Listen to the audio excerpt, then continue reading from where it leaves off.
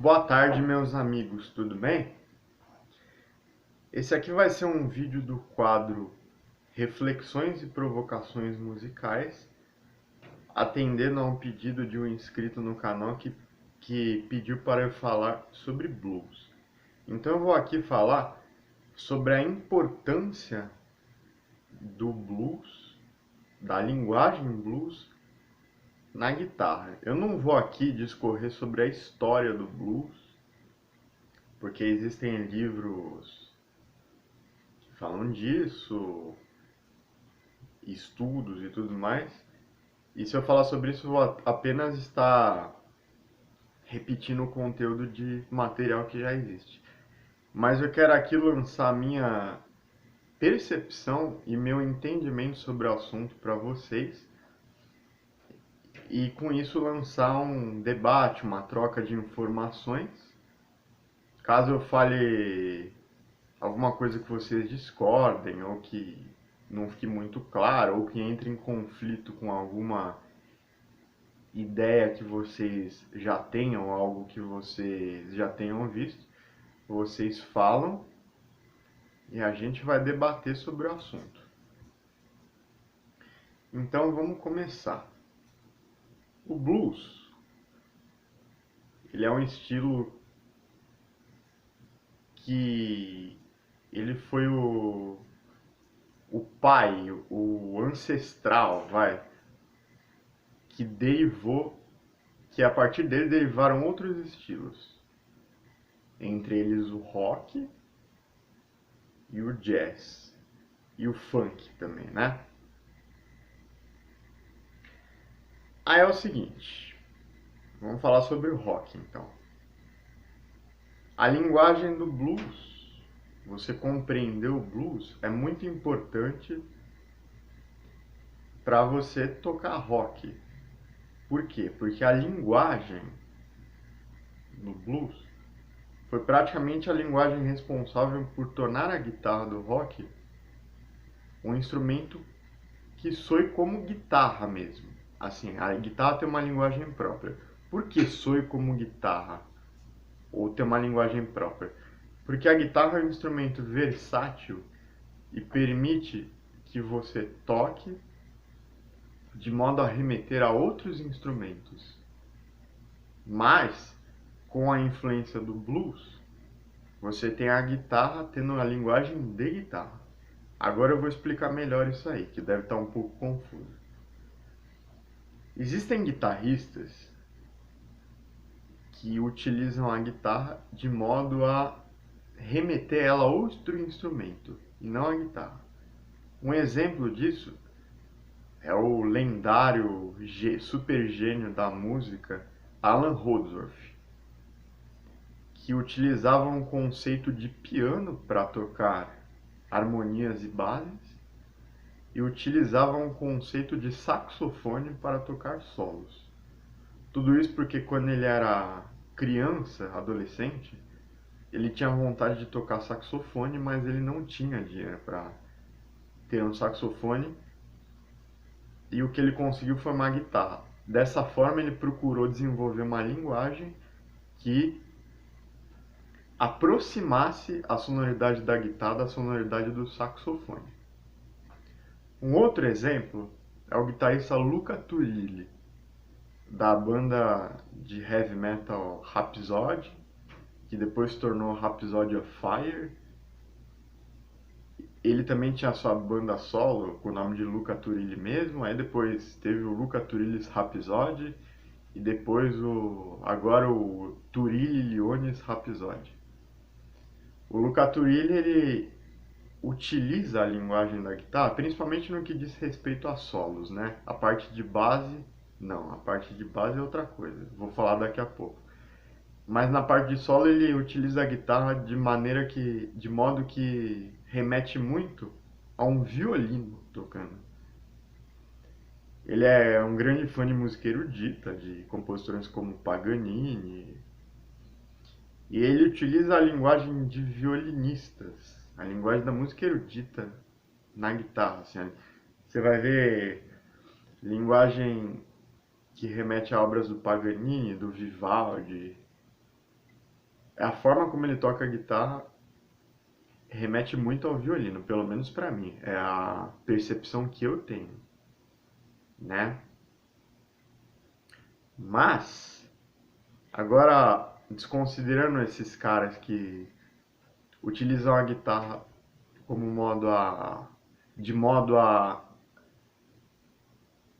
emular, a simular, a remeter a outro instrumento, eu vou falar da guitarra sendo tocada como guitarra mesmo. E nesse ponto o blues é de uma importância fundamental. Um dos principais elementos da guitarra que traz ela uma peculiaridade muito grande é o bend. Um blues sem bend não soa blues, né? Isso se deve muito às origens lá do blues, onde existia uma pobreza muito grande. Os negros escravos tocavam com violões empenados, desafinados. Eles usavam slide para conseguir tocar com cordas altas, braço empenado. Usavam muitas vezes o bend para tentar corrigir a desafinação da guitarra, utilizando os ouvidos de maneira totalmente intuitiva, tá? E aí os primeiros passos do rock, eles ainda eram os primeiros passos do rock, as primeiras composições de rock eram muito parecidas com composições de blues, com algumas pequenas mudanças rítmicas, né? Enquanto o blues é tercinado, tá, tá, tá, tá, tá, tá, tá, o rock era binário, tá, tá, tá, tá, tá, tá, tá. Alguns exemplos, você pode reparar isso aí no rockabilly, né?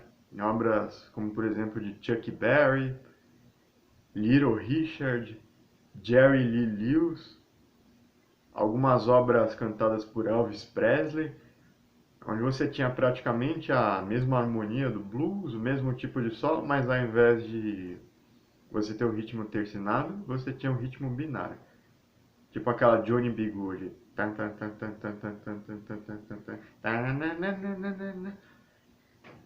Mas você vê lá, as pentatônicas estavam lá, aqueles acordes dominantes estavam lá, tudo assim.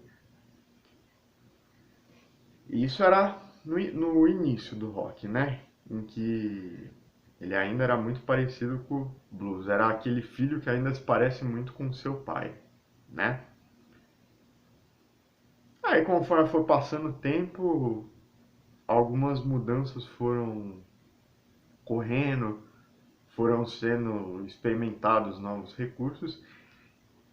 E graças a principalmente 3 guitarristas, a guitarra desenvolveu uma linguagem totalmente própria, de modo que o blues ainda estava lá. Não digo a linguagem desenvolveu não digo a guitarra desenvolver uma linguagem própria, mas a guitarra do rock desenvolveu uma linguagem própria, porque se toca blues com guitarra também, né? E isso se deve principalmente a 3 guitarristas. Um deles vocês conhecem muito bem, chamado Jimi Hendrix. O outro vocês também conhecem muito bem, chamado Jimmy Page. E o outro que vocês vão tomar um susto aqui que eu vou falar é o Dave Davis. Aí antes que vocês comecem a achar que eu sou louco, tá? Eu vou explicar o porquê. Dave Davis era o guitarrista da banda The Kinks. The Kinks é a banda que compôs aquela música You Really Got Me, que foi composta não, desculpa, que foi coverizada pelo Van Halen. Foi composta pelo The Kinks e teve um cover muito famoso da banda Van Halen. Por que ele é tão importante? Porque ele foi o primeiro guitarrista a tocar com distorção. Ele foi quem praticamente criou a distorção quando ele furou o falante de uma caixa de som com um lápis para obter aquele som sujo da distorção. Então acho que você consegue imaginar heavy metal, hard rock sem distorção? Difícil, né? Então acho que essa é a importância dele. Então, no caso, a importância dele é relacionada a timbre, né? Efeito. Já Jimi Hendrix e Jimmy Page é pela linguagem mesmo. O Jimi Hendrix, ele, no curto tempo de vida dele, fez uma série de experimentos, trouxe uma série de inovações e começou a tocar guitarra de maneira bem diferente do que era tocar violão. Antes dele, a guitarra não era tocada de modo muito diferente do violão. Lembrando que muitos países colocam guitarra e violão tudo como guitarra. Brasil e Portugal diferenciam guitarra de violão, mas Espanha, Estados Unidos, Inglaterra, países de língua inglesa, tudo é guitarra elétrica, guitarra acústica e guitarra semiacústica, no caso, aquelas guitarras de jazz, né? Inclusive no flamenco, o pessoal fala guitarristas flamenco, guitarra flamenca. Mas enfim, só para evitar algumas confusões de nomenclatura. Então voltando aqui. A guitarra elétrica era tocada de maneira muito semelhante à guitarra acústica ou violão. Não se levava tanto em conta os efeitos, até porque nem tinha na época, né? Foi graças ao David Davis que a gente que começou a distorção. E graças ao Jimi Hendrix aí começaram a usar alavanca, harmônicos, aquelas microfonias que ele usava, que às vezes tinha a ver com... Até uns harmônicos saíam disso também, né? E... Lembrando que harmônico tinha no violão também, né? No violão erudito se usava harmônicos naturais, inclusive no estudo número 1 do Villa-Lobos você tem o uso de harmônicos naturais, no prelúdio número 4 do Villa-Lobos você tem o uso de harmônicos naturais, mas aquela coisa passou a bonitinha, tal. O Jimi Hendrix já começou a explorar a guitarra de uma outra forma, uma forma rebelde, ousada, suja, que remetia muito à atitude da época, do movimento hippie e tudo mais. Só que ao mesmo tempo você via aquela, pelo menos nos solos, aquela linguagem blues das pentatônicas com os bends e tudo mais. O Jimi Hendrix morreu muito jovem, né? Com 27 anos. E ele deu uma grande contribuição, mas é claro, ele com certeza teria feito bem mais coisa aí. Teria trazido muito mais inovações pra gente se tivesse continuado vivo, né? Aí o Jimmy Page com o Led Zeppelin e com o Yardbirds, mais com o Led Zeppelin do que com o Yardbirds, né? Acredito que tenha dado uma continuidade a esse processo aí do Jimi Hendrix.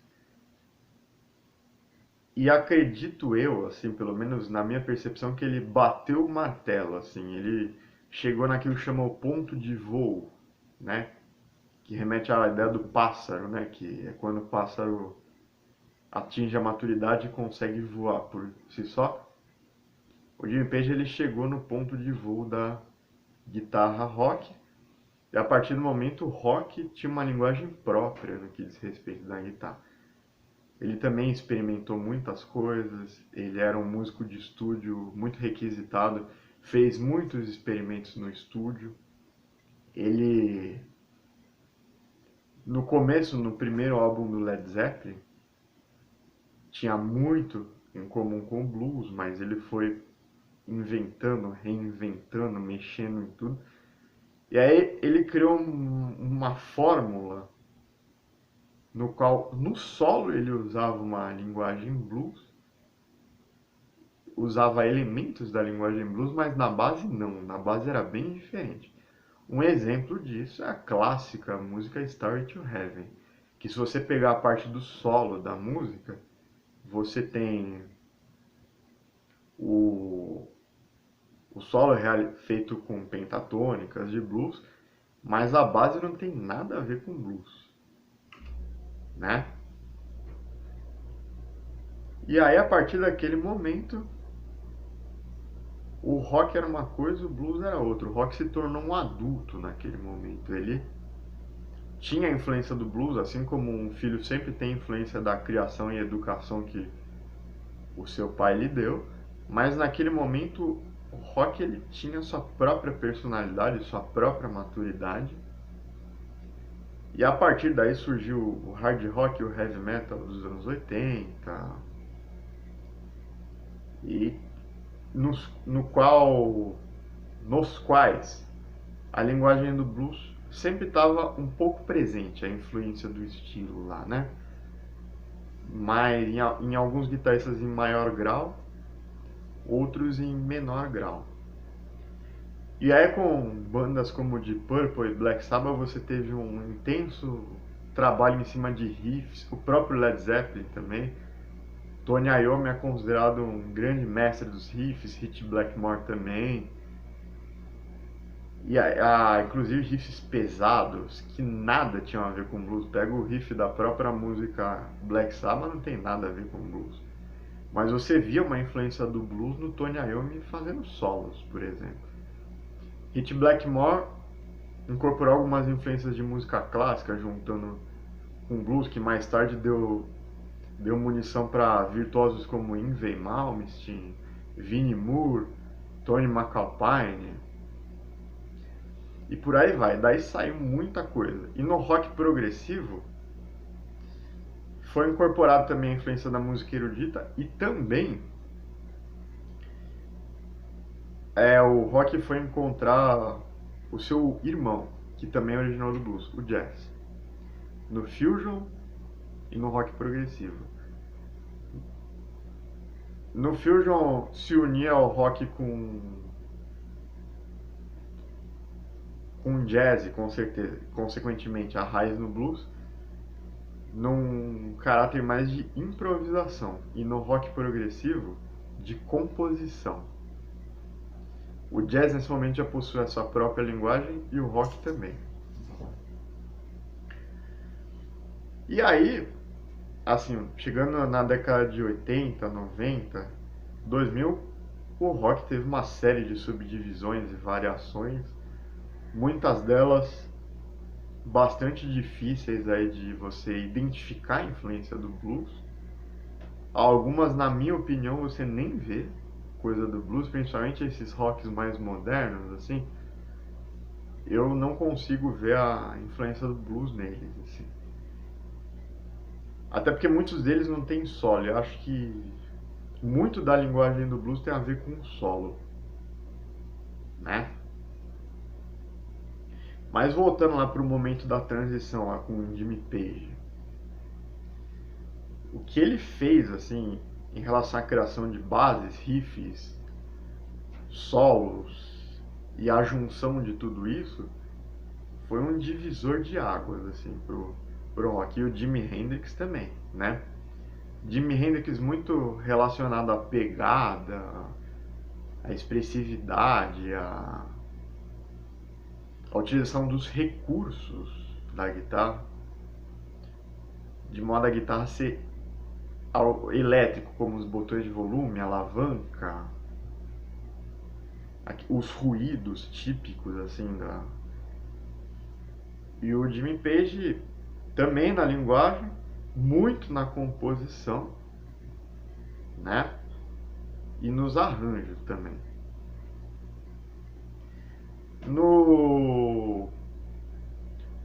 Nas bandas posteriores, nos momentos posteriores do rock, você teve uma série de combinações. Você teve guitarristas que juntaram a música erudita com a linguagem blues de maneira a ter uma presença muito intensa dos dois recursos, como Ritchie Blackmore e Willie John Roth e o próprio Yngwie Malmsteen. Você tinha guitarristas de rock virtuosos que tinham alguma influência do blues, mas não era o que aparecia mais era aquela coisa roqueira mesmo,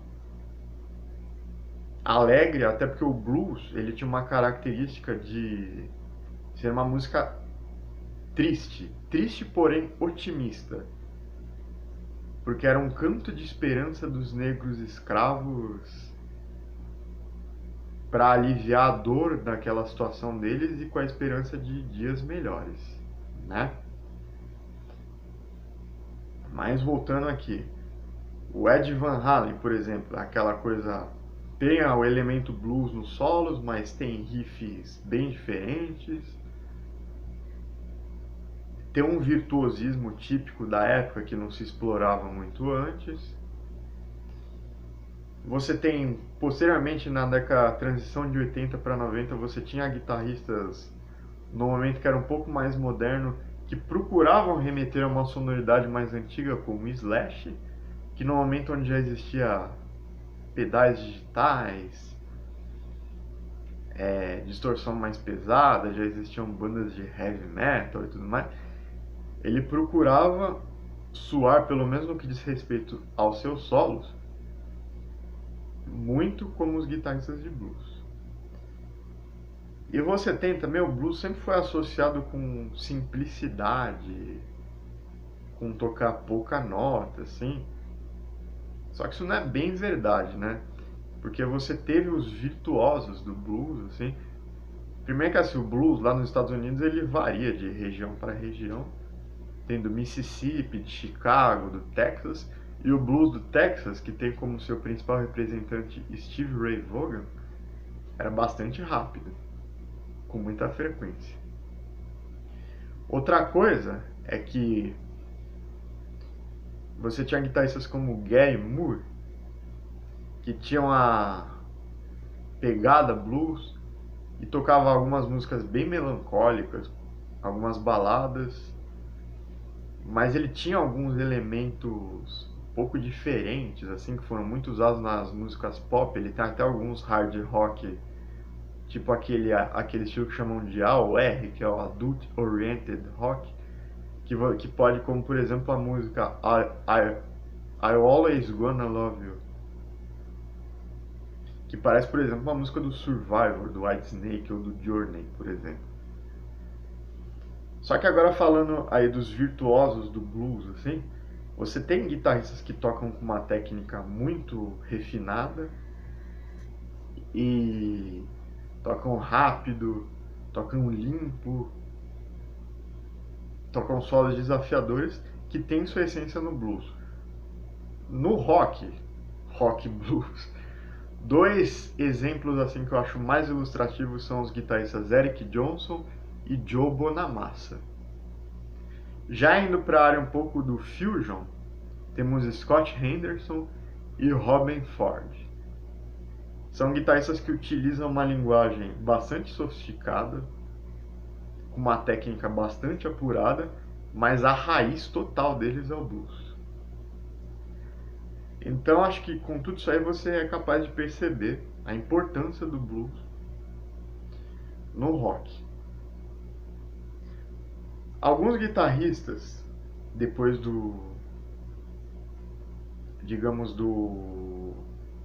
da consolidação do estilo neoclássico, que teve como seu principal representante o guitarrista Yngwie Malmsteen, gostaram muito da ideia de tocar música com sonoridade erudita na guitarra.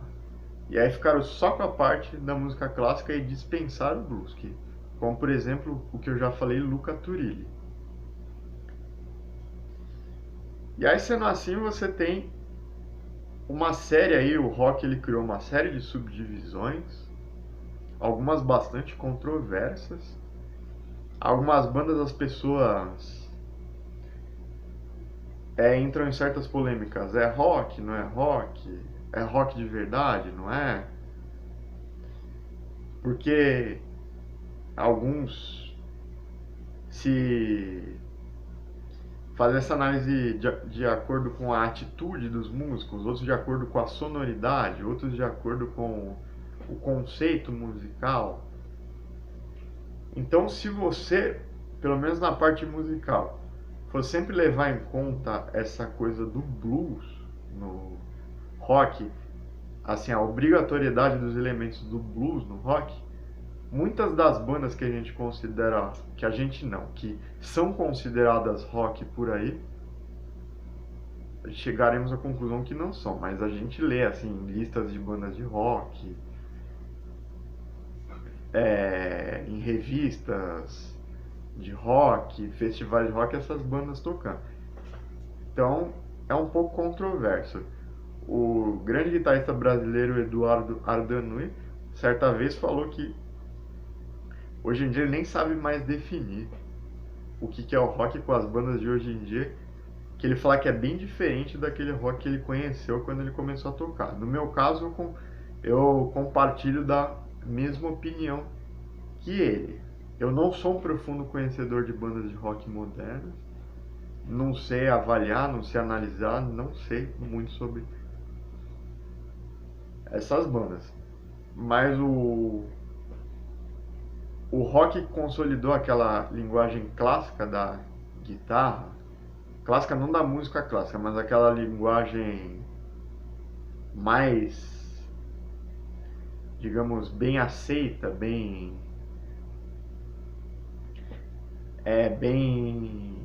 utilizada na guitarra, que foi a linguagem responsável por criar hinos do rock, como Starry to Heaven, Smoke on the Water, Highway to Hell, Johnny B. Good e tudo mais, tem um elemento muito forte, tem uma presença muito forte de elementos do blues, e também o solo tem um papel muito importante.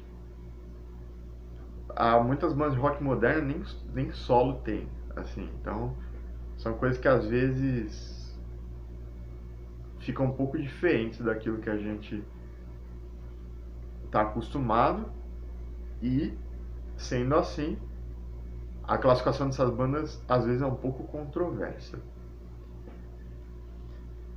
Lá já no passado, Pete Townshend, o guitarrista da banda The Who, já dizia que heavy metal não era rock. Então essas controvérsias já começaram há muito tempo.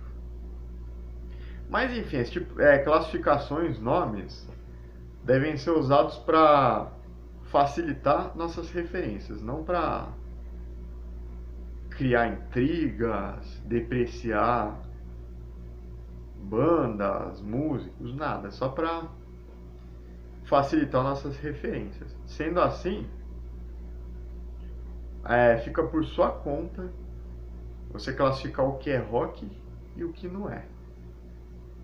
Aqui eu falei da importância do blues no rock, da importância do blues na hora de criar solos e de quanto os guitarristas incorporam essa influência na sua forma de tocar e na sua linguagem. Alguns mais, outros menos, outros totalmente, outros nada.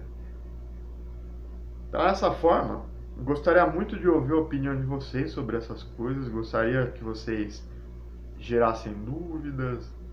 Se vocês tiverem alguma coisa que vocês discordam do que eu falei, coloque aí nos comentários, que vai ser um prazer conversar com vocês sobre isso. Eu queria trocar informações e aprender junto com vocês também. Então é isso aí, pessoal. Muito obrigado e até a próxima semana. Abração.